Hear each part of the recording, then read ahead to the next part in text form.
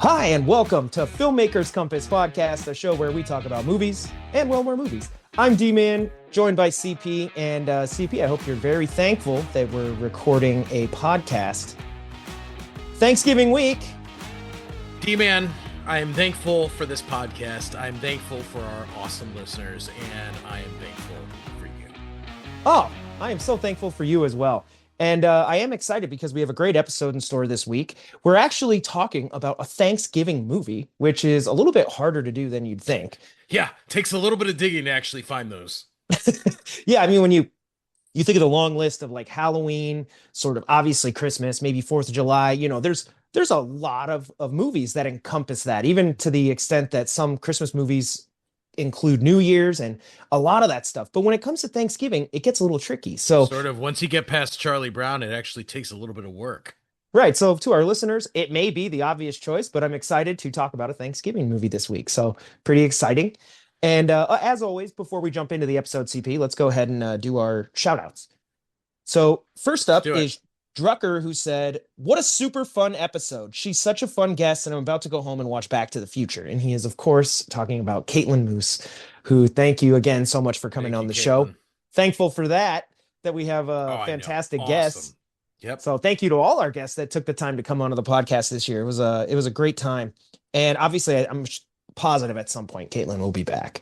Yep. So next up, we have a comment from Monwar 1997, who said, "Episode 150 sounds super interesting. Big moves happening around Warner Bros. For sure. Looking forward to checking this one out. Keep the great episodes coming." So thank you so much. Thank you. Now, I don't know if you've heard anything, CP, definitive. I know last week we were sort of talking about the, the final outcome of Warner Brothers Discovery. It's like this, larger than life Hollywood secret. I think they're taking bids, but to my knowledge, as of this record, there is not anything definitive that's been decided. No, for a little while, it seemed like the Saudi deal was about to go through. Now my understanding is the Ellisons are back as the front runner with a, Skydance takeover. But who knows? Netflix still in it. That's crazy, dude. Yeah. I know. It's just so nuts. Like, I don't know. I can't wait to see how that plays out. So as just a observer, it's kind of fun. Yep. So next up, we have actually a rather large comment from Ivor. Thank you so much, Ivor, for always following up on, at the end of every episode, we're like, oh, continue the conversation. Ivor always does it. So thank you, Ivor. He said, "I have been collecting movie soundtracks since the 80s. 3 movies that I would like to see with the music of John Williams being played live: E.T., JFK, and the Cowboys." Nice. A little bit different than our list. Totally different than our list. Yeah, that's awesome. And that would be a lot of fun because I think, we did sort of hit on the grand operatic John Williams scores that are, sort of household names. And I really love that list. And he also, CP, check this out. He chimed in. He said, 3 bonus movies. Henry Mancini was the mentor to John Williams and did many soundtracks himself. The 3 movies I would like to see with live orchestra that Henry Mancini composed are The Great Race, Charade, and Life Force. Nice.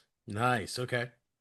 So thank you so much, Ivor. That's great. I love those lists. That's maybe, who knows? Like I said, movie night, we got to do it again. And I can always host too. So, I have a decent TV. Fair enough. Yeah. Or we'll just all stream it on our phones and watch across the room from each other. And not talk to each other or anything. Not even. Yeah, we'll put headphones on and we'll just watch in silence. Except I'll be getting up to drink beers. So I'll just point at you guys. Next up, CP, this is actually an interesting comment. So I want to throw this out here. In a discussion about movies, Boone threw out that they are officially greenlighting Heat 2. Okay? So, in response to that, Michael Rivard jumped in and said, "Heat does not need a sequel. However, they should definitely make more movies like Heat. Unfortunately, in today's data-driven NBA Hollywood, that means everything needs to be a sequel, spin-off, reboot to drive maximum ROI. Can't leave it to chance as to whether or not people will discover a good movie and set box office records. We have to set expectations higher than a Willie Nelson concert." Nice mention there, right? Pack in everyone opening weekend and let everyone down because the project will have gone through continuous identity crisis as the filmmakers struggle to make something their own while attempting to placate the Hollywood suits and the fan base expectations. Yes. Interesting comment, Michael Rivard. CP, what are your thoughts on that? Oh boy. Heat 2 seems like a very odd sequel Mm-hmm. slash remake slash reboot. Just because it's been so long, and I mean, Val Kilmer's not even here anymore, and let's not kid ourselves, Al Pacino is like a senile old guy. Still having kids though. So Or wait, is that De seems Niro? I don't know. I don't know. yeah, Sorry. seems like a weird move.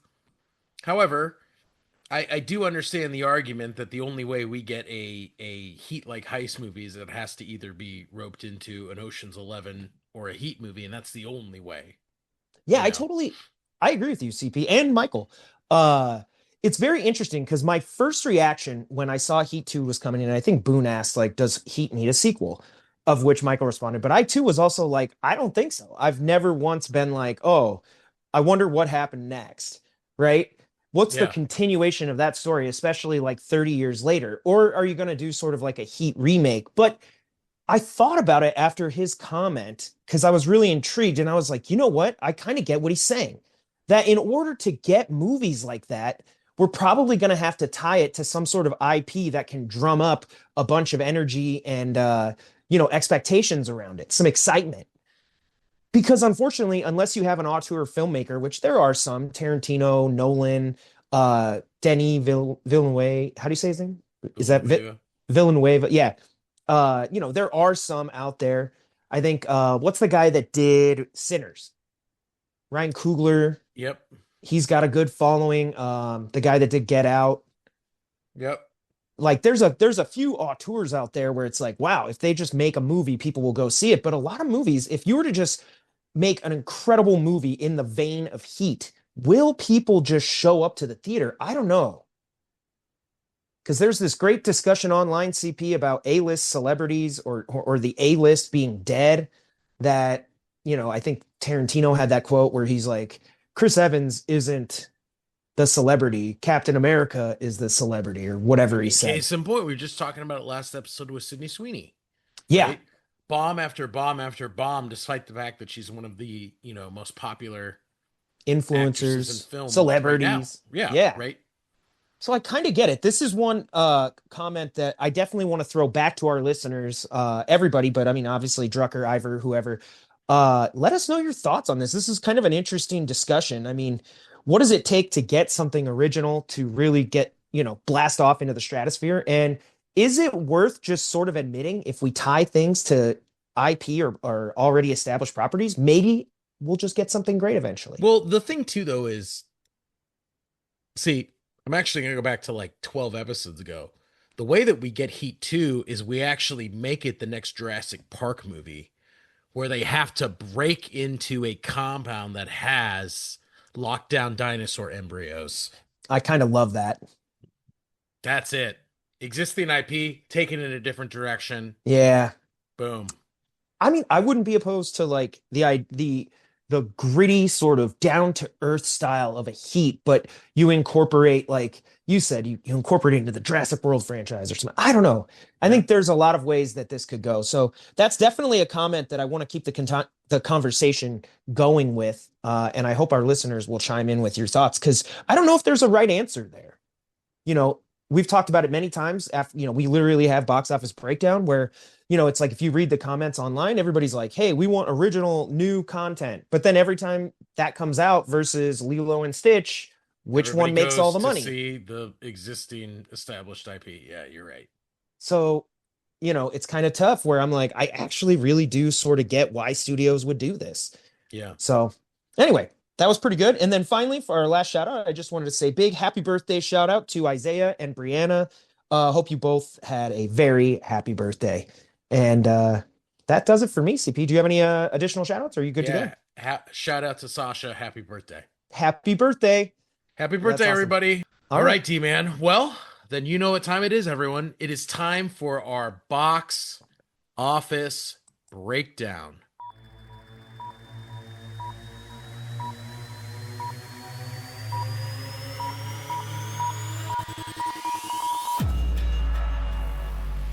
Now, what makes this weirder, I think, D-Man, is to my knowledge, neither you nor myself have been to the movies in a minute here. It has been a second. I had so much fun going to see Back to the Future, and then I did go see Predator Badlands. I have thoughts, although it's not going to be on this episode either. But if you want to talk about it, hit me up, and CP, we can jump in on that maybe on another episode. Fantastic. All right.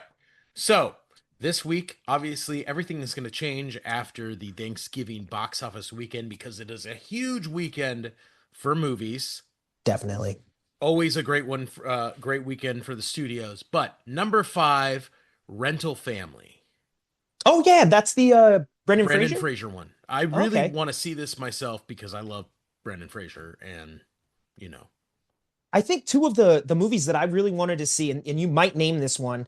I wanted to see The Rental Family, and I wanted to see Running Man, but I haven't yes. been yet. So that's two that I would like to hit. But of course, I went and saw the established IP, you know, Predator Badlands, but it was pretty dope. Well, on that same note, number four in the box office, previously number two, established IP, The Running Man. Okay, okay, that's one I would like to see too. Yep. And I think everybody kind of expected that. Number three was holding at three, and that's Predator Badlands, which you have Nice. seen, Ivor have seen, I have still not seen. So I might need to catch up so the three of us can actually dissect that one. Hey, maybe that celebrity A list is gone, but my AMC A list is ready to rock. I gotta go to the theaters. Right? Number two, it was previously number one. Now you see me, now you don't. Also a sequel, but still a little bit more of a original IP rather than like some established franchise. So, what I think is really weird, so that's made almost $150 million. Damn, that's really good. Yeah, I was kind of wondering why. I believe this is the third one. I've never seen any of these movies, just I being saw the totally first one, honest. which was fun. It was good. And I was kind of wondering what was driving it, but apparently there is a market and an audience base that wants to see these. Okay. Yeah, I actually really liked the first one. Was that the one? Wait, I am thinking of the right movie, right? With Kevin Spacey. No, you're thinking of the. I don't think Kevin Spacey was in those. Was it? 21? He was in 21. No, This is the okay. But one where these are the heist films with the magicians. yeah, Like I saw Woody that too, though. Harrelson and Okay. Mark Ruffalo and like people were like that were in these. I've never seen them though. Okay. I saw the first one, but I just want to make sure I'm not mixing it up there. I've seen Okay. both those, though. Now, number one in the box office, what I assume everybody expected to be number one in the box office, Wicked for Good. Okay. And I know this has its fans. I mean, we're talking about a Broadway adaptation. Obviously, the first movie did fantastic as far as Broadway musical adaptations go. Maybe I think, if I'm not mistaken, it's the highest grossing Broadway musical adaptation of all time. I would think so. And it's made $237 million, and it's not even at the Thanksgiving Day weekend. Oh, they So are gonna crush this is it. going to be a great weekend for Universals. They are going to clean up. Now, what I think is wild about this is obviously this is based on a play, which is based on a book. People who are hardcore fans of the play often criticize the fact that the latter half of the play is not as good as the first, right? Which Correct. is what we've seen here.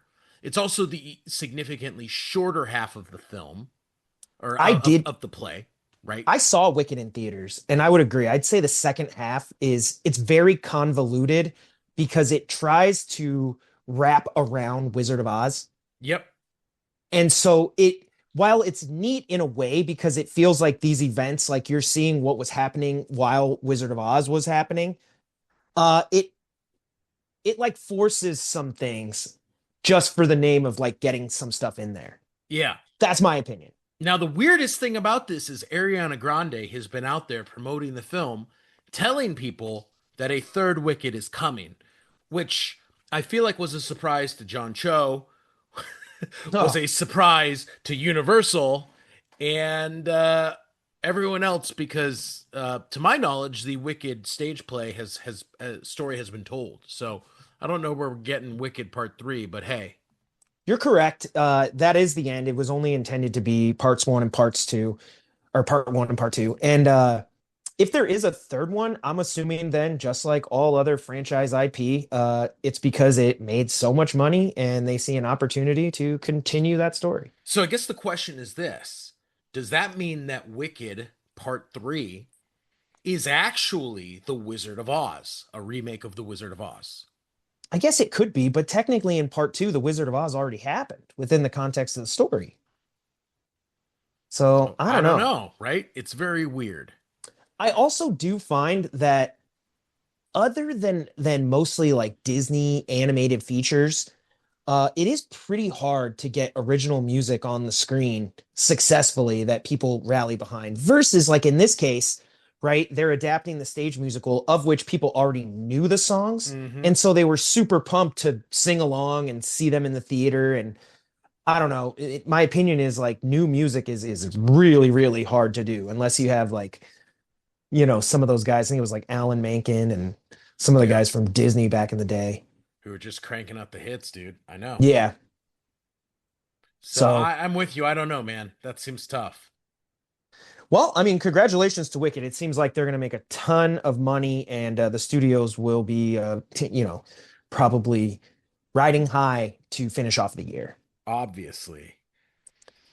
So, So that's it for this past weekend in the box office. Lot to talk about next week, but until definitely. then, everyone go watch movies this weekend so you know what movies we're talking about. And we can keep going to the theaters. Yeah. So, all right, CP. Well, that actually takes us into our movie this week that we wanted to discuss. And I'm very excited about this because I love holiday movies. If you can't tell, you're listening only. If you could see behind me, I have my whole podcast, set up changed to Thanksgiving and autumn style imagery. I got He's got orange a lights and pumpkin, he's yeah, got a orange lights turkey.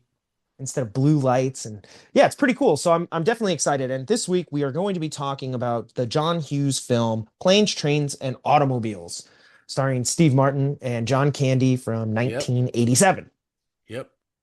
So I don't know. First up, I mean, a few of the cool things that I really liked, CP. I mean, what stuck out to me, I really actually liked the intro card right out of the gate. I don't know if you saw this. It Yeah. like Yeah. flies across the screen.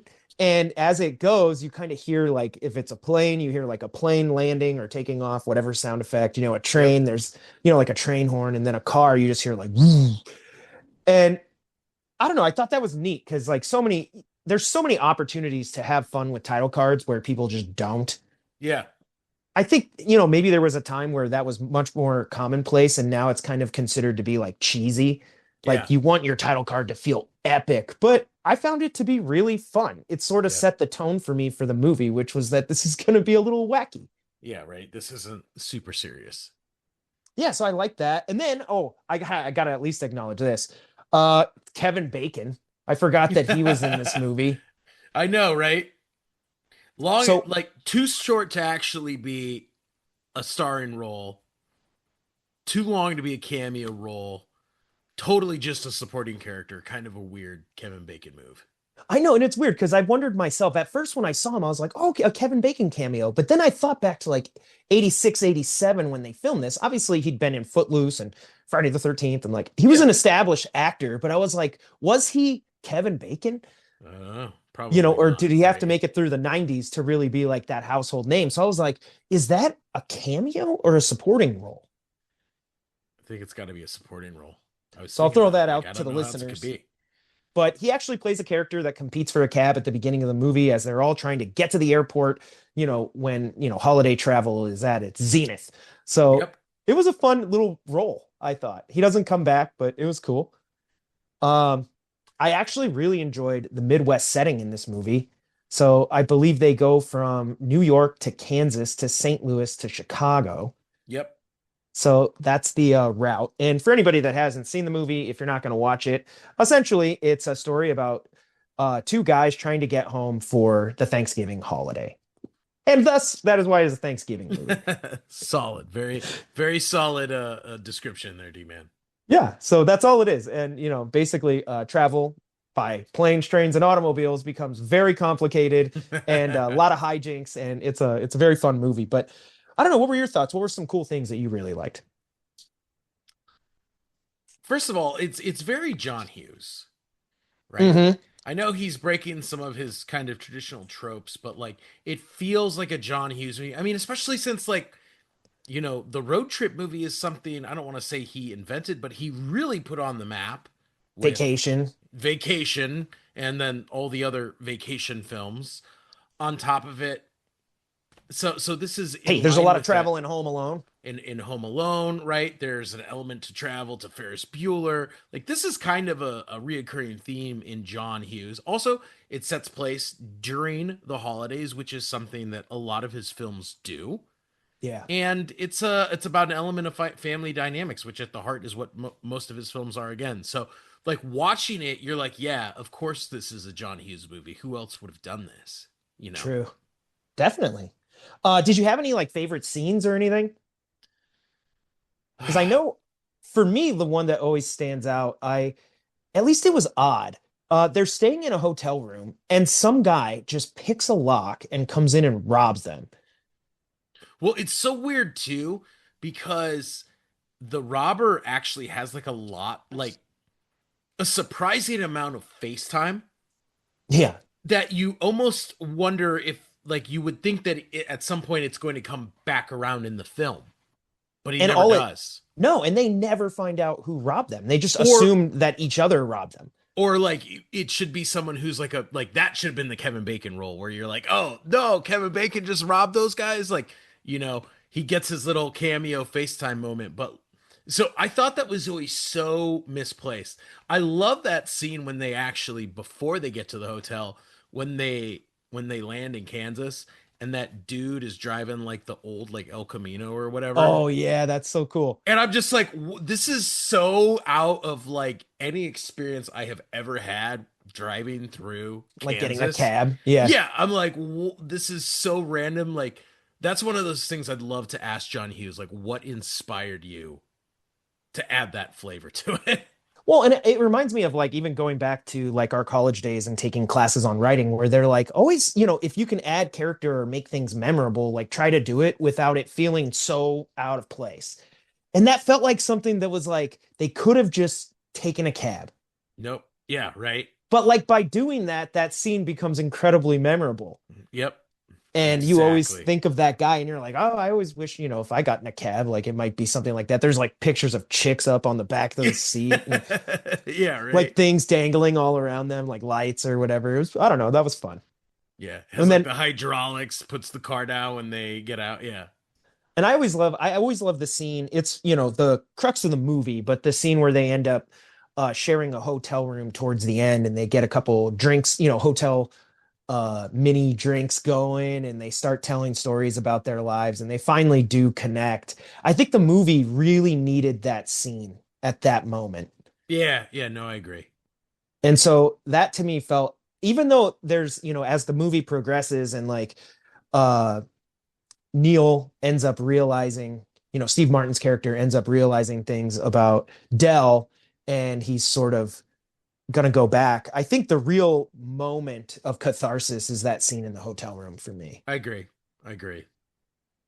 So you kind of mentioned it. Like something I wanted to bring up was this is kind of a pivot for John Hughes to more adult content. And it was sort of recognized as such at the time because he was sort of known as like the king of teen angst. I mean, do you think he was able to make that pivot successfully here? I mean, I definitely think so. Part of it is the movie has lived on as a cult classic, which is in line with a lot of John Hughes' other films. I think that part of it was, and I mean, remember, he started out doing kind of the family drama, Yeah, right? With Vacation and some of his early works. I think the shift really was that he had like a slew of hits in the 80s that were all about, right, teens. teens. Yeah. Teen, teen, teen, Breakfast teen. Club, Ferris Bueller, 16 Weird Candles. Science, like, Yeah. yeah, all this stuff, Pretty in Pink, even if he didn't direct it, that's the Damn, stuff that he is a was hell of a writing. list. And everybody loves these movies, and these are blowing, incredibly successful. And then all of a sudden he says, well, maybe we'll get two old guys to be in the next one. Yeah, and I thought it worked. Like I love obviously he's not breaking really any genre conventions here making this pivot, right? He's Yeah. doing sort of a road trip buddy comedy movie and that let's face it, road trips and buddy comedy sort of go hand in hand. Yeah. Yeah. Yeah. Um and yeah, I didn't think he was really breaking any conventions for the genre, but sort of embracing it and Yep. having a little bit of fun with it. And he creates two characters, Neil, who's like this uptight, sort of corporate, 80s father. And then Yep. you have Dell, who's this, a little offbeat, wacky, sort of, kind of walking ball of trouble, really. Yeah. Right. He reminds me of like R2D2 and C3PO. Like he's just going to find the trouble or, it'll find him. I don't Yeah. think he's intentionally doing these things, but they happen to him and it's, not for his own lack of unawareness. But like we said, they're competing for a cab at the beginning of the movie, and Dell ends up taking Neil's cab, and then they end up at the airport missing their flights, and they have to then sort of hitchhike, quote unquote, make their way across the country together, Yep. and they keep coming together, breaking apart, coming together. It's like they really oil and water. They don't get along, and eventually I think they come to understand each other. So from that point of what John Hughes was sort of trying to accomplish with this movie, sort of doing this adult pivot, I think the theme of the movie is to have a little bit of empathy for Yeah. your fellow man. It's really easy to be a jerk and be like, this guy sucks, and you know I think the point of the story is like if you were to take a breather and get to know somebody for a second, uh, you might have a little bit more compassion for them. And to that extent, I think John Hughes succeeds here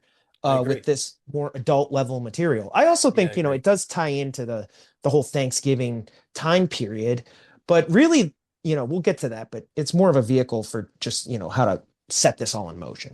Agreed. Agreed. But examples of other filmmakers sort of making a pivot like this would be like Todd Phillips from The Hangover to The Joker. You're going with this really sort of like high wire comedy act in The Hangover, Vegas, Bangkok, or wherever they go, to The Joker, which is like this sort of mental health, depressing take on comic book movies and The Yeah. Joker. You think Adam McKay from Step Brothers to like his real energetic style of like The Big Short, or what's some other Adam McKay movies like Vice, Vice. Yeah. Stuff like that. sort of political commentary. I mean, Step Brothers is sort of, a Will Ferrell vehicle, but it's also, lowbrow humor, Yeah. Yeah. to go into this kind of like fast paced. There's still comedies, I guess. Did he do Don't Look Up?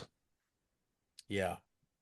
Some of that Well, I stuff. mean, and John Hughes is still doing comedies, right? Just a different type style of comedy for a different Yeah, era. right. Like, I don't know if you have to like literally change the type of filmmaker you are, but you think even Spielberg, doing like sci-fi 80s movies, much more family friendly to going to like Schindler's List and Saving Private Ryan in the 90s. Yeah. Not that True. Spielberg ever abandons his Style. themes, yeah, Yeah. or Yeah. style throughout, but he does make a pivot to more mature material.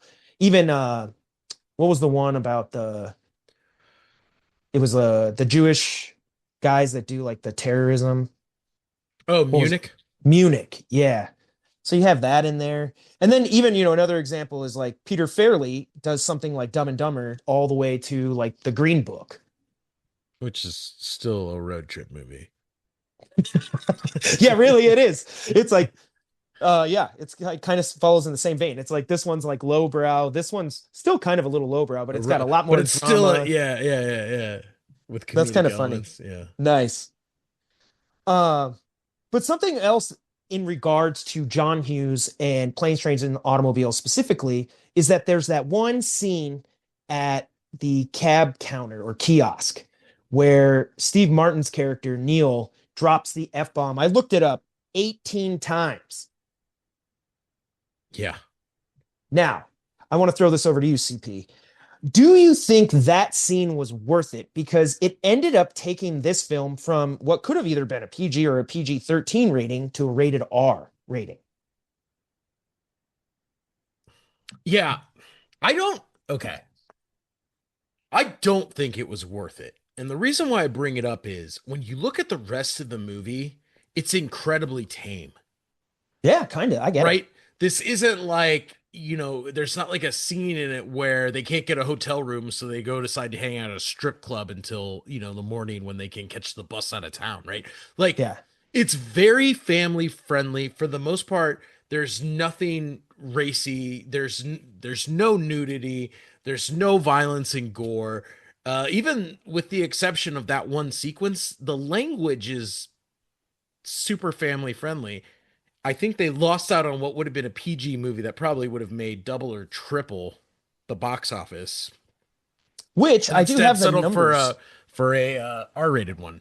Was a $15 million budget and it ended up making 50 million. So obviously you're Yeah, doubling that versus production budget and marketing. So they needed to make about 30. So the movie was successful, yeah, it was even successful.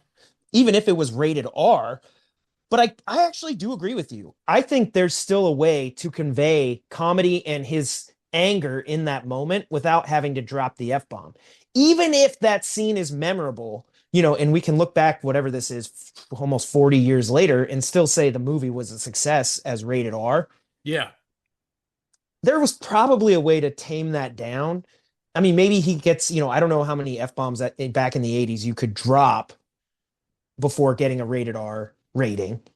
yeah, But I bet there's a way to like redo that because it doesn't to me mesh with it's using shock value in that moment for yes. comedy, but it doesn't mesh with the rest. Like he doesn't curse like that throughout the movie, and neither does Dell or really anyone else. And I think that that's the thing. It doesn't seem like, you think about some of their R-rated comedies, right?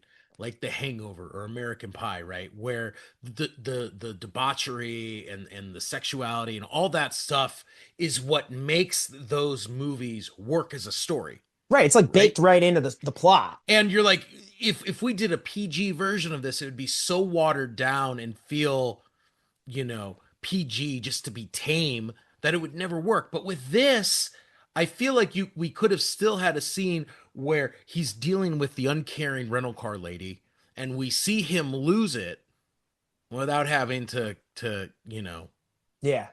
adjust I the kind of rating. agree. I mean, it is one of the most famous scenes from the movie, and it did work as far as shock value goes. I think a lot of people talked about that after it came out.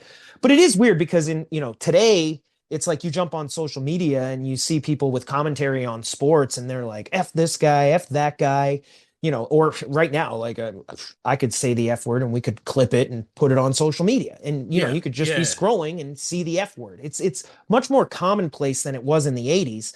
So, and I also think at that time, ratings meant more, yeah, right? yeah, Like, if you got an R for some movies, they were like, that's a death knell. Like, if yep. we get an R rating, like, we're so screwed because so many people are going to miss out on going to see this in the theaters. And that's going to hurt overall distribution because now you don't have a market for home video and different stuff. So, yeah, I could definitely see that being an issue. And, thankfully, the movie lives on and we get to watch it every Thanksgiving. But it was a gamble for Yeah, sure. yep, I think you look at like King's speech, ended up getting an R rating because of that scene where he makes the king shout the F word, you yeah. know. And in that, they ended up winning awards. And I have to say that I totally respect, like, if that's the vision for the filmmaker and they're like, listen, this is what I want to do, fine. But I don't know, it's just interesting. Or CP, even the inverse of that is like you love the Expendables series. Oh, I you know the love them. first two were rated R, for cursing, gore, everything like that, and death. And apparently the studio for Expendables 3 went the other way and they ended up cleaning up all that language and gore, and it was in the name of getting a PG-13 rating so that they could reach a wider audience. But all they ended up doing was alienating the audience that loved the first two because it was gory and fun and it had that action. Well, right, and especially with the Expendables, right? People who are going to see this are people who grew up watching Stallone and Schwarzenegger. And right, these movies are hallmarks of the 80s with buff dudes blowing stuff up, shooting people, swearing. And so it's like, why are you taming this down? Know the audience. These aren't family friendly films. These are a bunch of Gen Xers and millennials who want to relive the glory days with their favorite, Yeah, but I mean, maybe the most perfect example of this ever, because it doesn't mesh with its genre, is Deadpool. And but it's like if you don't lean into that R rating for Deadpool, I don't think the fans respond the way they do. You know what I I mean? agree. Like Deadpool has to be rated R. He has to curse. He has to make completely inappropriate jokes. There needs Yep. to be an excessive amount of violence. Otherwise, it's not really Deadpool. Yep. And so they finally got it right. But you can see where I bet the studio execs, I bet they're sweating. They're probably like, oh my God, dude, are we going to like kill the superhero genre? Because this is not, what people expect. And it's like, sure, maybe not in every superhero movie. Maybe that doesn't, quote unquote, ever really belong in the MCU. And even if, right, Deadpool makes an appearance in an Avengers movie, he's probably going to have a joke or two that are like pushing the boundaries, but it won't be Deadpool rated Right. R. Exactly. Exactly. But at least in his own movies, got to be rated R. So I don't know. Let us know, listeners, what your thoughts are on that. But I mean, the scene was incredibly memorable. The shock value worked, and the movie was a success. So it's hard to look back 40 years later and say, like, criticize it. But who knows? It could have been even bigger in its time. Yeah, right. So on that note, though, apparently there's a lost 3 hour and 40-minute long cut of this movie. So Jeez. a Snyder cut, if you will, a John Hughes cut. Would you watch a 3 hour and 40-minute Oh cut of planes, man. trains, and automobiles? I That seems so long. I mean, unless there's some missing arcs that were, edited out for the sake of this 90 minute movie, but it's kind of lean. I don't see a lot of opportunity to really explore Neil or Dell any further. Um, so I don't know. I'm kind of wondering what that would be like. I mean, I don't know. Does it have more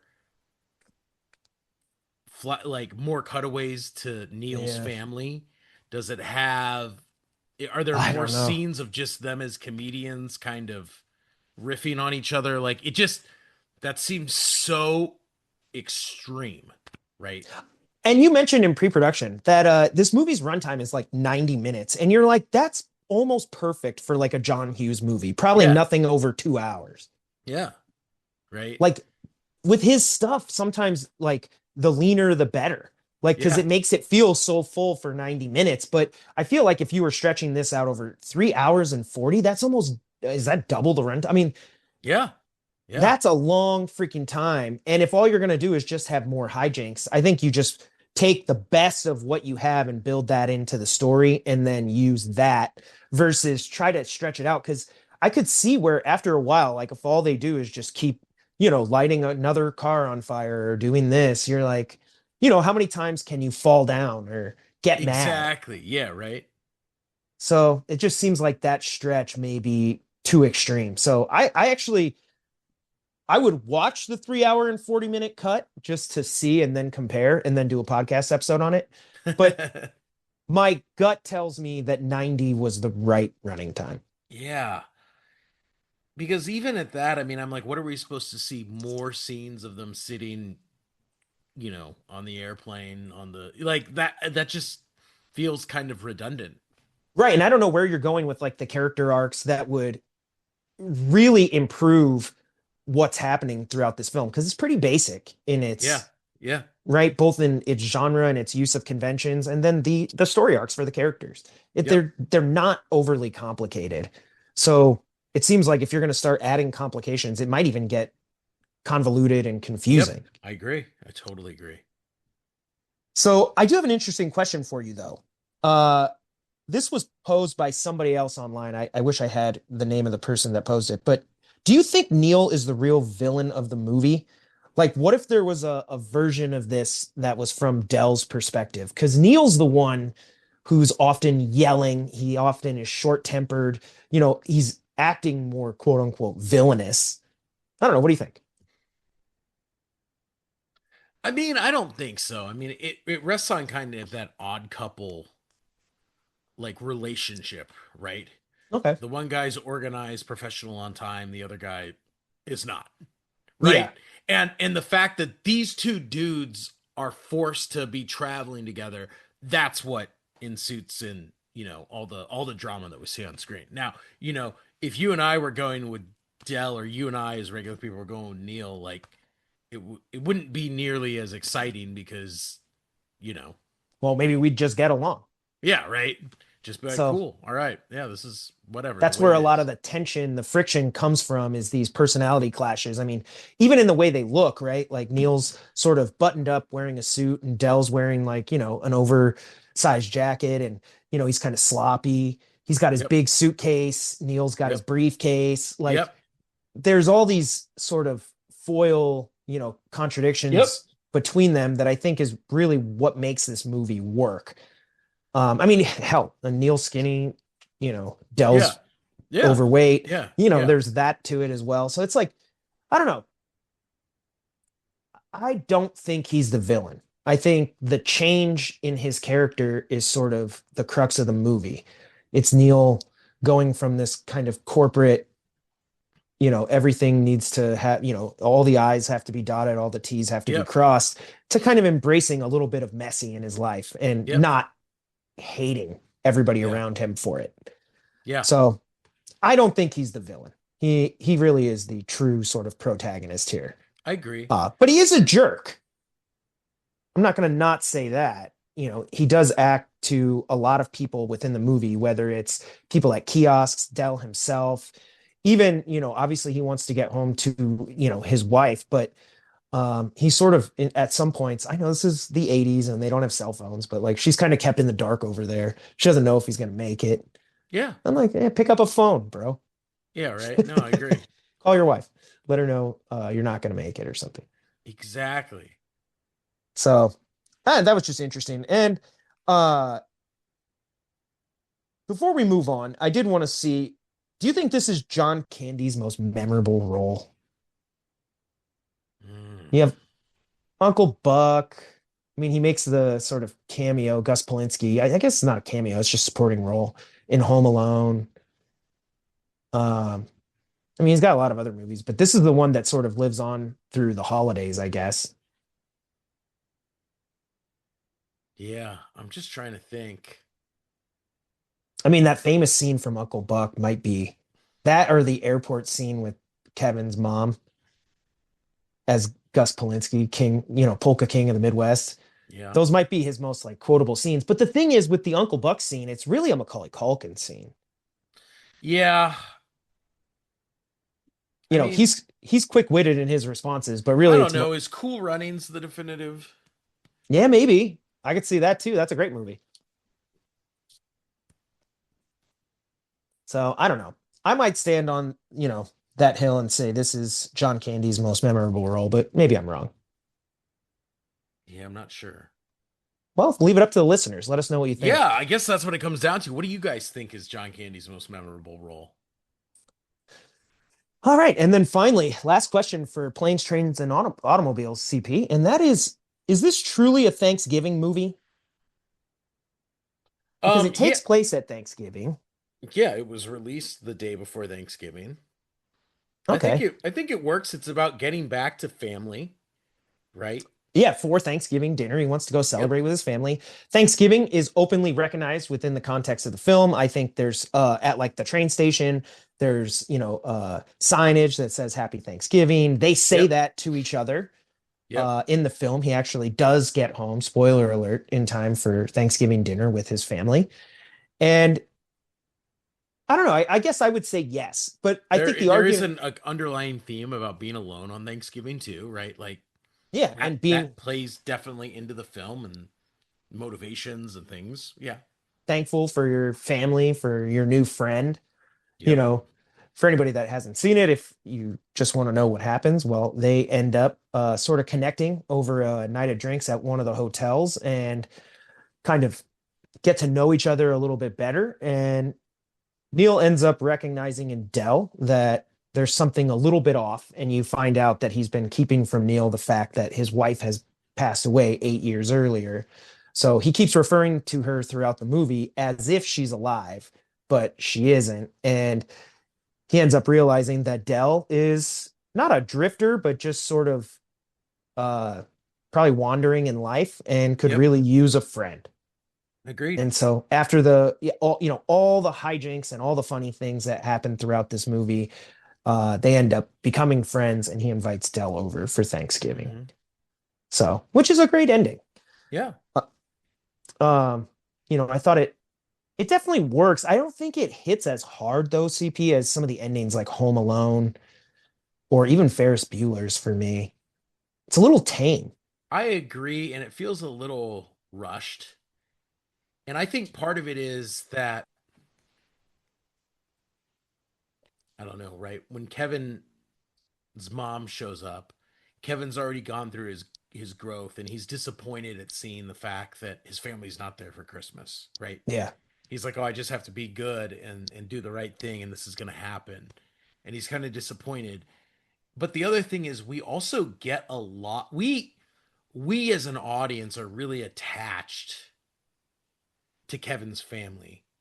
Yeah. Right? In Ferris Bueller, we know what Ferris Bueller believes, right? And he's like, you got to have that one day, and it's all about that day because the rest of your life's gonna suck.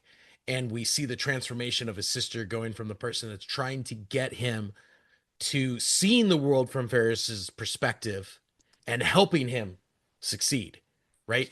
I think the Hmm. problem with this movie is we see Neil, we're attached to him. We see Dell, we're attached to him. But Neil's family is Feels totally foreign to us. Yeah, it feels over here. They have like one or two scenes that are super short and fake, but we don't, you know, if we had a whole sequence of watching Kevin's, Neil's family get ready for Thanksgiving in the same way that we watch the McAllisters prep to go on Yeah, vacation, we'd right. on the other side be like, okay, we know these people, we get these characters, we have some Yeah. attachment to them.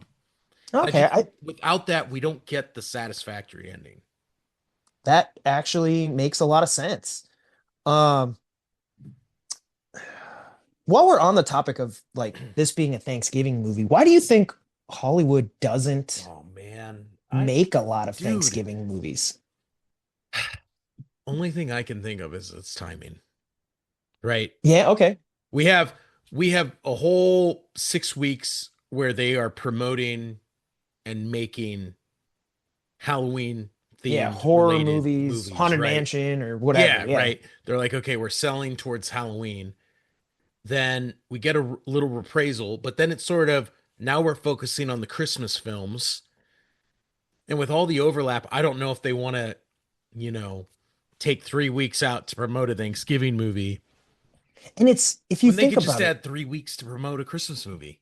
yeah, I think the other thing too, like you said, that context window, just like Christmas, I mean, when Thanksgiving's over, everybody shifts to Christmas.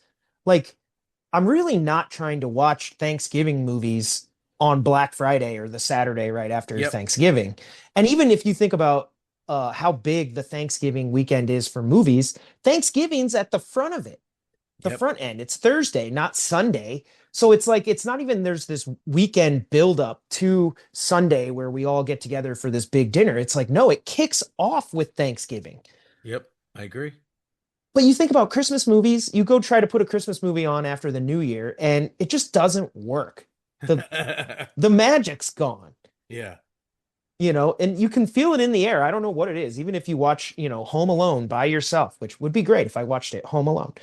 Uh, you know, there's something there when it's like your Christmas lights are up and everybody outside is celebrating the holiday versus, turning it on in March. You're like, no, it's just me trying to recapture a feeling that's just not here right now.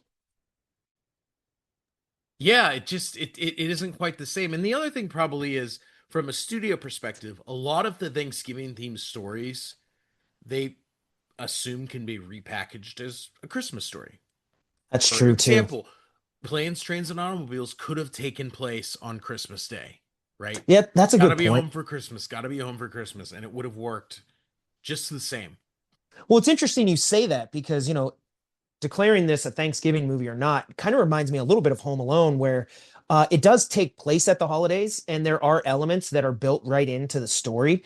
But at the same time, there's nothing to say that you couldn't have written Home Alone with his family going on vacation for Right? summer, to Yep. Florida, and they left him at home. Yeah. Like it could technically work, although thematically, obviously there's a lot of Christmas themes built in. You Yep. want to celebrate with your family and everything. But yeah, I don't know. That's interesting because it definitely is in that it takes place at Thanksgiving. It's acknowledged throughout, but I don't know. I would love to see more Thanksgiving movies. I feel like when it comes to Thanksgiving, what I'm normally watching is like sitcom Thanksgiving episodes.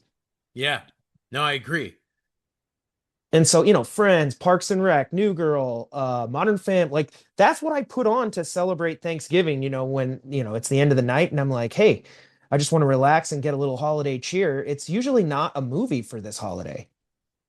For sure. And I mean, I'm unfortunate because I mean, I think it's really unfortunate. I understand the practicality between, why Hollywood doesn't want to go through the trouble of releasing Thanksgiving Day movies. But at the same time, you know, what better source of comedic drama and conflict do you potentially have than Thanksgiving? The day where all the family, whether it's the people you like or not, are usually together. And I mean, Yeah, what a better time to be telling stories. definitely. All right. Well, while we're still talking about Thanksgiving and John Hughes films, I thought it might be fun to pick the top three John Hughes movie characters that you would like to invite to Ooh. Thanksgiving dinner. Oh boy. Okay. You can have an honorable mention too. Am I going first or are you? I mean, I can go ahead and I'll knock it out of the park though. Oh, sounds like a challenge. Okay, then I'll go first. So I'll let you knock it out of the park last. All right. Okay. So number three for me. Now this is a John Hughes movie, and I will acknowledge it is not a John Hughes movie that most people think of as a John Hughes film, Okay. and that's Maria Ventura from Made in Manhattan, which story by John Hughes. You're inviting J Lo? Yeah, why not? Oh, that's If I'm as a single guy, if I'm gonna have Thanksgiving, I'm inviting Jennifer Lopez over. Like, come on. okay. Like, That sounds good. number two for me, I'm thinking Gus Polanski, Polka King of the Midwest. That is an amazing pick. I didn't even, oh my God, I should have taken that. I, See, I said I because was going to knock it out of the park, but that's amazing. You might even get polka music at I might Thanksgiving. get polka music. Obviously, he tells great stories. I think it Polka, would be amazing. polka, Polka, polka, polka. polka. Like if I have any friends from Sheboygan, they would be super jealous because obviously they're very big in Sheboygan. Yes. That's amazing. What a great pick. Speaking of which, when I was in Wisconsin earlier this year and I did the trip up to Green Bay, Yeah, I stopped in Sheboygan just to be like, I am in that's Sheboygan. amazing. Nice. Well done. Okay. So number one for me, and probably one of my very favorite John Hughes characters, and that's Abe Froman, the Sausage King of Oh, yeah. Chicago himself, Okay. Ferris Bueller. And that's just because, come on, like, can you imagine how entertaining Ferris Bueller would make it? Can you imagine the type of Yeah. stories that Ferris Bueller would have? Not to mention, like, everyone would just walk out of that with a changed perspective on life because he's just charismatic and that's what he does. Yeah, I Causes feel people to like, rethink their lives. and he would just, whatever you're doing, he would just try to kick it up a notch. Yeah, right? Like, It'd be that's fun. what he does. He'd be like, oh man, like, let's go take over the Thanksgiving Day parade or Yes, exactly. And I'm like, okay, that would be fun. Let's do it. I'm nice. game. I Those love are my that list. choices. Now, ironically, I did not put Kevin McAllister on my list, You're not despite going the to fact believe that this, he but is I did not either. what? Yeah. I totally was assuming that you would have Kevin on yours. My thing was I just didn't know if I would want to hang out with a 9-year-old Kevin. Like he's my hero, but at the same time, he's also like, a kid. Yeah, I don't know. And he seemed to And he's not get kind of along an with a lot of people. yeah, he's kind of an a-hole like to his family and stuff. Yeah, I could see that. He didn't make my list though, although I love Kevin McAllister. Yes. But all right, so I do have an honorable mention, and this goes out to the South Bend Shovel Slayer. Oh, Ooh, nice. whom I feel is just totally misunderstood. Old Man Marley. I'm actually from South Bend. Yep. So if I was there, I'd be, my family's still there celebrating. I'd be like, old man, come have a nice meal. And then two, honestly, the movie ends with him getting to have a nice holiday with his family. But Yep. as the South Bend Shovel Slayer, if he didn't have any family, I don't want him to have Thanksgiving alone. Yeah. So I would invite him. All right. That's very nice of you. So number three, I'm actually going to go with Del Griffith from Planes, Trains, and Automobiles. As To long as you're me, not having to share a room with him, you're probably good. this falls in line sort of with what you were talking about, but he seems like he would have a ton of stories, be, a blast to have around at the Thanksgiving dinner table. And, he might knock some stuff over and, and just create something Maybe flick a memorable. cigarette somewhere it shouldn't be, but yeah. Yeah. Yeah, I could see something like that. But sometimes, when things go wrong, that actually becomes some of the best memories. And he seems like Also a true. guy that would make Thanksgiving memorable to me. Also true. This one's nuts. Are you ready? Yep. Number two, I would invite Marv without Harry. I'm not going to invite the Wet Bandits or the Sticky Bandits, but I do think Marv would be quite interesting to have over for a holiday. I mean, you'd Oh have to my keep an eye on gosh. everything. He'd probably steal things just because he steals. You know, it reminds me of like Creed Bratton from The Office. He's like, they cut to that talking head, and he's like, I love stealing. I'm like, that's probably Marv, and he'd probably take some stuff, but I don't know. I would love to hear his thoughts on what it was like to try to capture Kevin. Or just listen to Tell me like about your robberies. I just asked Marv, like I'd be like, Marv, like explain like, I don't know, physics to me. Yeah. Like just listening to Marv talk about anything, I feel like would be wildly entertaining. So Yeah, you're right. right, that's a good point. I mean, I would never turn off the lights on him though. You know, Well, he is scared of the dark. he's scared of the dark and probably the park, but after the pigeon woman. So, I don't know. We'll see. Marv, that could be cool. But number one for me, it's just so obvious, but that's Clark Griswold. Like, Oh, I mean, I feel like I would love to invite Clark, but I would also probably love to collaborate with him. I would love to take my Thanksgiving all the way up to the level of a Griswold Thanksgiving, and that's the dream. I mean, that would be interesting. Like if they, What's a good old fashioned Thanksgiving? How is Clark gonna top it? dude, that would be so fun. Like I would love to make, Thanksgiving vacation.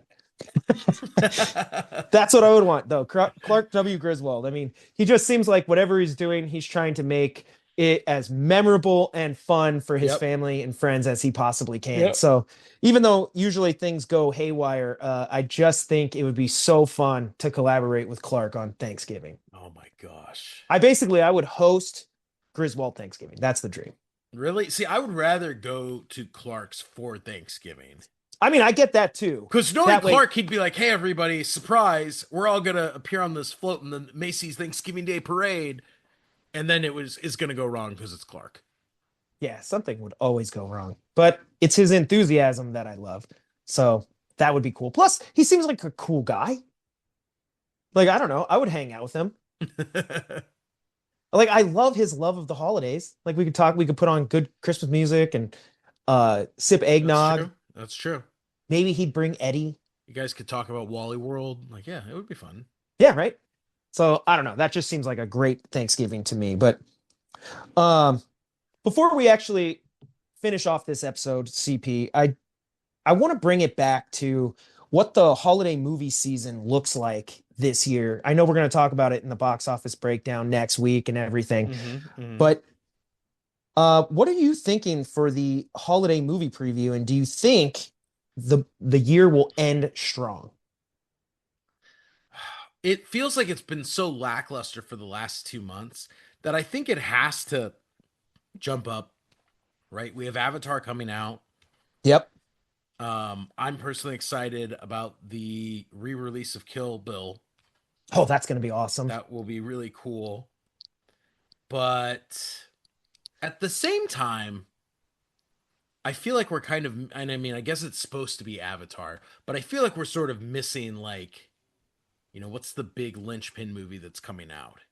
Well, for like families, there's Zootopia 2, which I know is going to make a ton of money. I mean, Yeah. it's going to make a ton of money. Yep. I don't know if it's better. I haven't seen it, so I have no idea. Wicked for Good is going to absolutely Continue crush it. crushing it. Yep.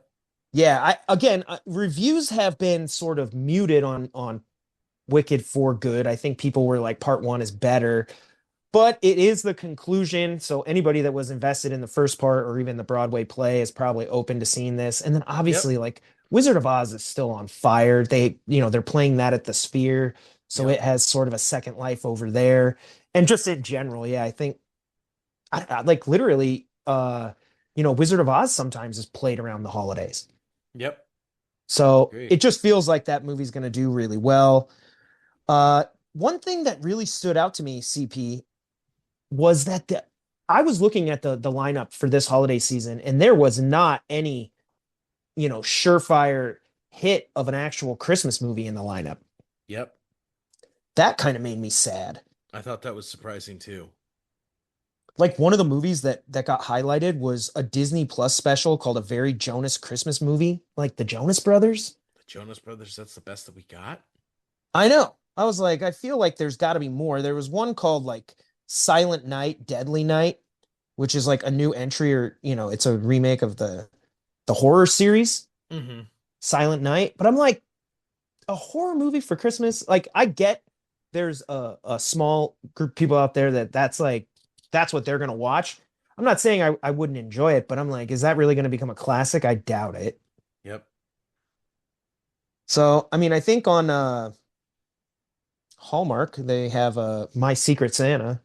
Well, but I mean, but you're right. Like there should be like, oh, this is the Christmas movie with whoever, Yeah. be it The Rock, be it Vince Vaughn, be it some animated, And it's weird that there isn't that one because they would have been promoting it by now, right? Yeah. Well, on the same day, December 19th, when Avatar Fire and Ash comes out, there's also the SpongeBob movie, The Search for SquarePants, which again seems right in line with like Zootopia 2, where it's like, what are you going to take your kids to go see? That. Yeah, right. It's probably going to make it. You have Avatar, SpongeBob, and then did you know on Christmas Day they're releasing Anaconda? Is this a sequel or a remake? It's like a remake. Did you see the trailer for it? No. It actually looks pretty cool. Like they go to the Amazon jungle to go make a movie called Anaconda. Okay, I kind of dig that. I'm Yeah, already and it's sold on like that. it's much more of a comedy than it is like that sort of serious hunt movie that the original one was. Is like Danny McBride in this? He might be. I think Jack Black. Oh, okay, okay, okay. So like it looks funnier, but it also is like sort of playing up the ridiculousness of the original All one, right, even I'm gonna have though to watch this. This sounds. Oh, dude, I did see the trailer for this like a months ago. Yes. yeah. Yeah. All right, I'm sold. I'll go check it out. So well, I looked it up, and the box office technically is hovering around, it's up over 2024 by about 2 to 3% right now, which is Jeez. nuts for how high it was earlier in the Over the summer. summer. Yeah.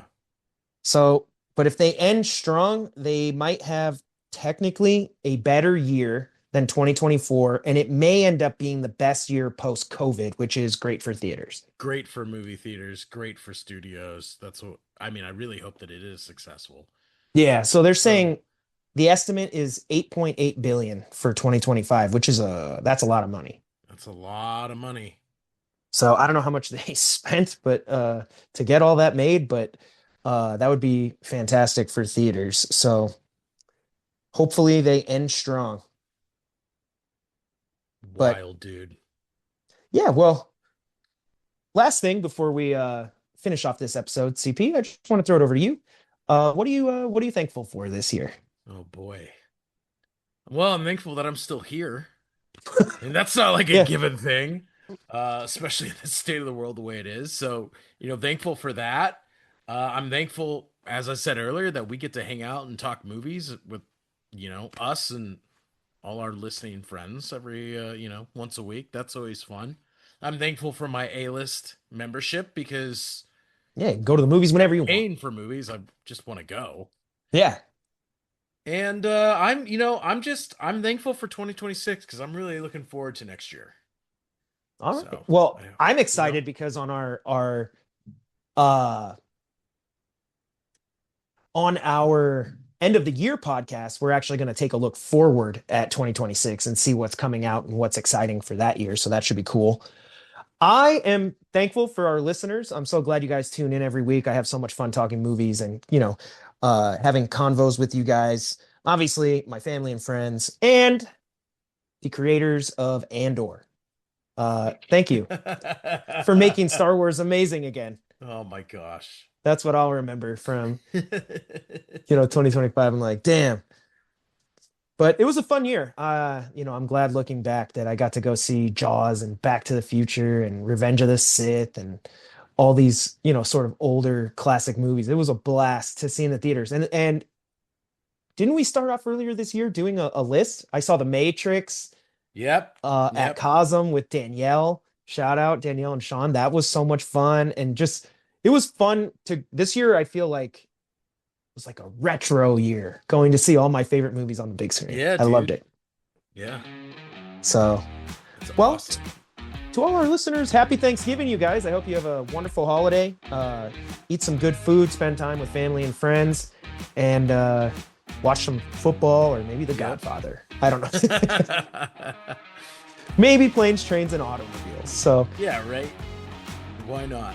yeah, happy Thanksgiving. And like we mentioned throughout this week, be sure to continue the conversations, which you can find our podcast at filmmakerscompass.com, where we have a feed of all past episodes as well as links to our social media. You can follow us on Instagram at FilmCompPodcast or at FilmCompPod, and you can follow me at Big Kid D-Man. I'll just say one last time, happy Thanksgiving, everybody. CP? Happy Thanksgiving, everyone. You can follow me at NDCal5. Thank you for hanging out, talking movies with us. Have a happy Thanksgiving, and we'll see you back here next week. And until then, keep watching movies.